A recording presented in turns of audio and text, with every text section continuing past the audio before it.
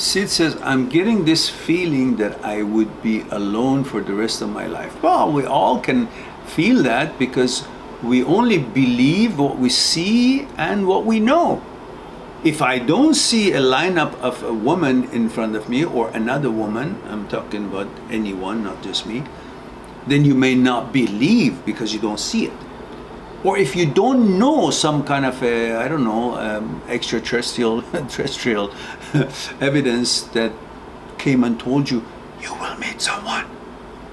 Then if you don't know how, if you're not sure of that knowledge, then again, you don't believe it. So if you don't see it and you don't know it, you won't believe it. But believing and actuality of things is not limited to what we see or what we know. There are many things that we don't know in life, but they exist. There are many things that we don't see in life and exist. If that's the case, I gotta say there's no cars because I don't see them from my place here. I guess say there are no aircrafts because I don't see any aircraft here. But I know there is cars and there's aircraft, so I believe it. But there are some things that I don't even know. Like, for example, before maybe I was introduced to the power of mind, I had no idea of it. If somebody would say, hey, look, if somebody tries to lift you up 1 second and they're bigger than you, they can. You accept that because, yeah, I can lift things so others can lift me. But if somebody would say, look, the same person a second later cannot lift you up if you so command it in your mind, if I didn't know about it, I can't believe that because I didn't know it. But it was true, wasn't it, whether I believed it or not? Like the 59-second video that I have on my Instagram or here that calls Power of Mind. Check that out.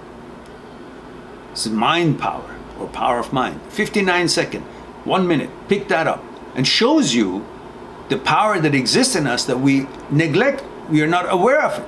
And because we are not aware of it, we think it doesn't exist. The same thing with you. Because you're not aware of the fact that you will meet someone, you conclude that, well, I don't see it here, and I don't know for sure that will happen. So therefore, naturally, I come to a conclusion that it will never happen. How can you say it never happens when the things that happen to you in life, before they happen, you never knew about them? But here, now that you don't know about the fact that something could happen, you sum up that it will never happen. How come now you can see that the things that you thought it will never happen did happen, but yet again you continue saying that the things that I don't know if it happens or hasn't happened will never happen? How can you put that never when you already experienced that? You can't never say never. James Bond theme, I guess. Anyhow, and says, I have met 2 women over the past few weeks, but it was mainly physical and nothing else. Well, you know, that's at least half of the battle, right? No. So that should tell you something. Listen, definitely you can't claim that because I bet you in our audience or many other people around the world during the past 2 weeks or few weeks, they haven't even met one. So what should they say?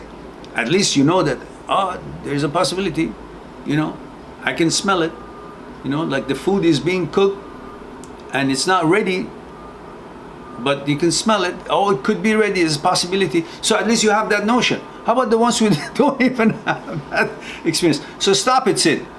Stop this nonsense and get on with your life and see what goes on, what happens, and then you can, 10 years from now, you can tell me, oh, well, you know, okay, it did happen.